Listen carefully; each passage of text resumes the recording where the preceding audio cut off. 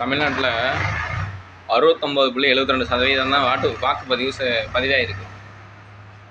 அவ்வளோ லட்சணத்தில் இருக்குது மாநில அரசியல்.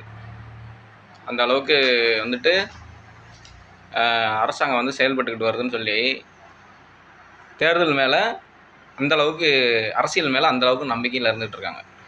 மீதி 30.28% பேர் எங்கே காணாமல் போயிட்டாங்களா? தமிழ்நாட்டை விட்டு வெளில போயிட்டாங்களா?